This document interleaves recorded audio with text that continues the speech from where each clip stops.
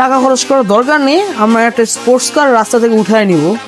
যেটা হচ্ছে আমাদের মেনলি প্ল্যান, যে গিফট হিসাবে যে স্পোর্টস কারটা দিব এটা আমরা রাস্তা থেকে উঠায় নিব। কিন্তু আমাদের রাস্তা থেকে উঠাইতে হইলে ফার্স্টে দেখতে হবে যে ভালো স্পোর্টস কার কোন এলাকায় পাওয়া যায়। তো আমরা এটাই আগে খোঁজ করি, বিয়ের অনুষ্ঠানে পরে যাবো।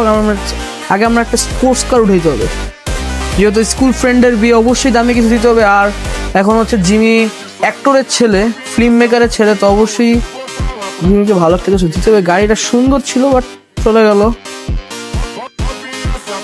আর স্পোর্টস কার মেনলি তো আপনারা সবাই জানেন, তো সাইজে ছোট হয়। এখানে আরেকটা কার দেখা যাচ্ছে, এটা কি?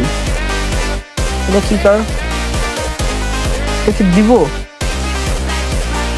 আচ্ছা, আমরা এখন গাড়ি থেকে নাইমা দেখি এটা দেওয়া যায় কিনা। এই গাড়িটা সুন্দর আছে, আমার ভালো লাগছে।